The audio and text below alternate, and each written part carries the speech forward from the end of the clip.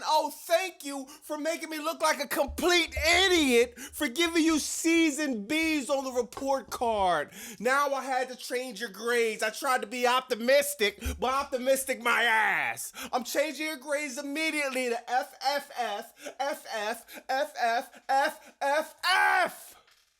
You getting 6 F's off the back for the 6 trash matches that you put on Night of Champions. You're getting an F for the commentary, the F for the way the venue look, an F for the outcome, an F for the creative. I'd rather drink a whole bottle of apple cider vinegar than watch a rerun of Night of Champions.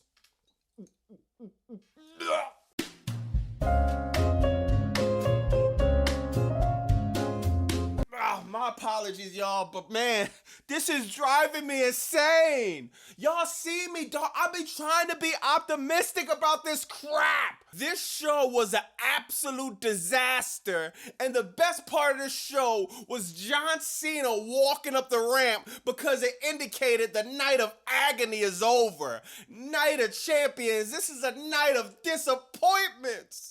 Now, another good thing about the show, we didn't have to deal with 132,000 ads around the ring and the turnbuckle. We finally got a break from the Slim Jim table, man. But this was anything than the Night of Champions. This was more night of agony, night of predictability, night of destruction, night of torture. This show was horrible. Now, it's rumored Saudi Arabia paid WWE millions to host the PLE Night of Champions, but if you ask me, it's equivalent to taking a coffee cup and trying to empty out the Pacific Ocean. It's gonna do little or nothing with that. It's gonna do little or nothing for that. For the $3 billion of debt! Man, I know TKO can't wait to roll on Netflix to go back to slapping 120 ads on the show to try to get out of that desperate situation they're in. I'm literally to the point I don't ever want to see John Cena in the ring again. I promise you, bro, I really wish this was his last date and he could just go retire before he ruined his 25 years of clout, of reputation he's built. This is the second worst match I've ever seen John Cena face. The first one was, of course, WrestleMania 41 with Travis Scott replacing The Rock. And now we got this bullshit to where they don't do nothing but literally take WrestleMania 40 ending. They take a little bit of Elimination Chamber. They took a little bit of everything they do in the past, try to put it together in some concoction. The ending of this match was literally the knockoff version of WrestleMania 40. Seth Rollins and Evolution come down to the ring. Seth Rollins is acting like he's about to cash the money in the stank briefcase. Of course, we know he's not going to do it. Bronson Reed and Braun Breaker, oh my God, I never seen a fall from grace like this. Maybe I have recently, but man, like, this is a special kind of fall from grace. Braun Breaker and Bronson Reed, two of the strongest people you have backstage, somehow struggles to put little old CM Punk through a table. Look at this. Breaker. Reed didn't go down. He's too strong. Way up here, Cole. And now these dudes are nothing but cheerleaders, background dancers, mascots to Seth Rollins. Bronson Reed and Braun Breaker are officially buried, and I don't want to hear anything anybody talks about. How is the referee takes a bigger bump than CM Punk through a table? Bro, this makes no sense. And I'm hearing dudes online talk about, man, this was the show of the year. This was a great show. What? Man, the glazing of Triple H has to stop, and I think we need to start a petition. The record of people that will get diabetes for glazing Triple H in 2025 is going to be the next pandemic. Lazy Levac unfortunately strikes again, and I really think at this point he's in a creative office. He don't even wear a suit in there. He's in a creative office with his pajamas on or something, real comfortable. Now, Solo Sikoa and Jacob Fatu, this Bloodline storyline, the storyline started off with Roman Reigns. It was a story of legacy, heritage, dominance, championship reigns, power, respect. Triple H has successfully turned the bloodline into the bum line. This new bloodline consists of Botchaloa, Jeff Cobb or Jeff Botch, Solo Sonoa, and what's his name? The dude Hikalaya. I wish he'd go sit the fuck down somewhere. The bum line is just has no aura.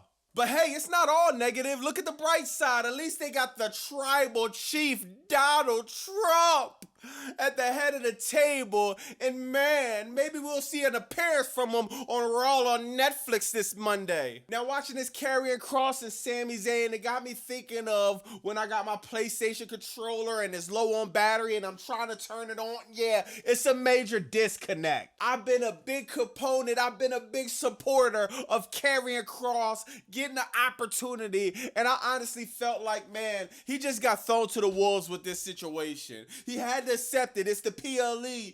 It's Sami Zayn, one of the most over stars on the card in Saudi Arabia. But at the same time, man, he just got put in a tough spot because the match just wasn't that good. It was lifeless. The match was slow paced, and then like they had Carrie Cross lose by the haluva. Who loses from the haluva kick? Who? Am I bugging, though? I thought everybody kicked out of that, man. But I don't think this made Carrie Cross look strong at all as a character. Now, I do think Carrie Cross, he got a great look. He needs to be fortunate for that, to get a look like that, because the last time he was on the PLE was 2002. I can't even make this up.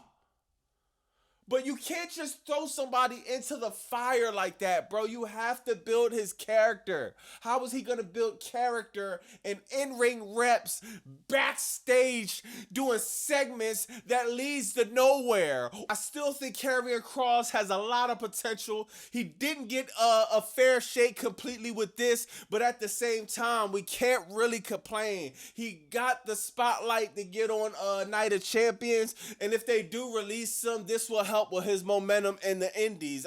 I really don't see them doing nothing with Carrie Cross, though. I really hope they do, but I really don't see it, man. Like, where do you go from here? Cody Rhodes and Randy Orton, they put on a great match. This was the first match to set it off, and as soon as I seen this match, I'm like, man, I should have called this night of predictability. We all knew Cody Rhodes was gonna go over. Now, the worst part about this is we're getting what we all don't want, and that's a rematch of the worst match in WrestleMania history, which was Cody Rhodes versus John Cena. I honestly think part 2 is going to be bad, if not worse. I'm done being optimistic. I'm trying, bro. I'm trying to give Triple H and WWE Creative a chance. Man, I turned in a Night of Champions, and oh my God, I'm just so regretting I spent my Saturday night watching this stupid ass PLE. I've been really thinking about this, y'all, and I think Randy Orton just need to go head on head with John Cena and retire this year too. If he's not gonna turn heel, if he's not gonna turn into the Viper, if he's gonna wait another 18 months to decide to turn into the Viper, get the fuck out of here. Go follow your friend John Cena. Dog, Cody Rhodes kicked out of how many RKOs? The R in RKO means rarely. Rarely you put somebody down with the RKO. This used to be a devastating move. One time, you're done. Now you get hit with the RKO and you just bounce back up like nothing happened. They make Randy Orton look so weak. He takes the padding off the turnbuckle just to run into it like a fucking idiot. Then to get hit with a crossroads, a move that everybody else, it takes 3 crossroads. If Cody Rhodes hit Tozawa, it would take 3 crossroads. But with Randy Orton, it took 1 and that was it. Then he's He's looking all mean, like, bro, sit your stupid ass down. I'm so over Randy. I love Randy Orton. I love the old Randy Orton, though. I don't like this new burial. You never win any significant matches. The venomized, stupid ass new Randy Orton under the writing of Paul Levesque. I don't like this Randy Orton. It's not believable. It's not scary. It's nothing there but a bunch of fucking L's. Now, Jade Cargill versus Asuka. Man, some of you internet dudes be cracking me up. Y'all will sit here and watch Triple H book complete bullshit for 2 years straight, then still say, oh man, it's good. Give him time. Long-term booking. But sit here and criticize Jade Cargill the second she fucking sneezes in the ring. She could have literally a perfect match, sneeze at the end of the ring, and the whole thing is botchy. Now, I'm not gonna lie, I've been very patient with Jade Cargill. I like Jade Cargill. I see that she has a lot of potential. But man, like, this was a bad match. I don't blame her. I blame creative. I don't think she should have never been in a ring with Asuka, ever. They should have did Jade Cargill versus Asuka maybe on a Raw or SmackDown or somewhere else, not the King of the Ring finals. I knew this match was gonna be a little shaky just because it's a disconnect. Asuka is Japanese, or she just speaks a different language. Jade is still new. She's still trying to figure this thing out. And man, I just knew it will be a clusterfuck. I'm not saying she's Bianca Belair. I'm not saying that she shouldn't have went to NXT, because I honestly would have loved to see her in NXT and really get the reps in and really grind and develop, especially if Mariah May is doing that.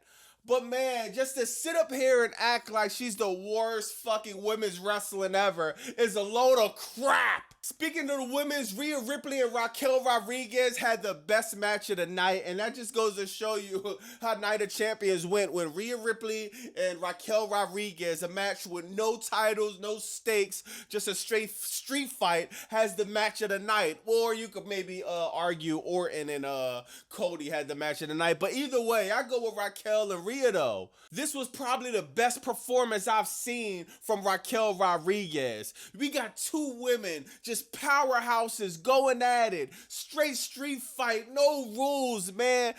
Rhea Ripley, she doing a riptide off the top rope with the table. There was such a lot of good spots, a lot of good things that I liked in this match. Now, unfortunately for Raquel Rodriguez and Rhea Ripley, this match was just putting lipstick on a pig thanks to Paul Levesque and WWE Creative. Let me know in the comments what y'all think about that. Night of Champions was, man, all mitigated disaster. I cannot believe how bad this PLE was. I cannot believe I really went online on the internet and actually gave this card B's and C's and said it had potential. I think I'm gonna go back and reevaluate my whole life at this point. Man, let me know in the comments what y'all think about. Am I bugging, bro? Am I over exaggerating? Did y'all like this even a little bit? From 1 to 10, I give this a -8, bro. This shit was, I hated this PLE, literally. It just gives me WrestleMania 42 vibes where they just phoned it in and it was just no effort into booking this stupid ass show. I cannot believe people are online putting this over. But we're going to talk about it in the comments. Let me know what y'all think. Oh, man, I'm really dreading Monday coming up, Raw on Netflix. But there is good news. It's coming on at 6 p.m. So it's good to get that in early and get that out early, man. Because, man, it's been a hellacious week, to say the least. Let me know what y'all think about that, though. It's Bobby Monsoon, 215. Like, comment, subscribe. Bye!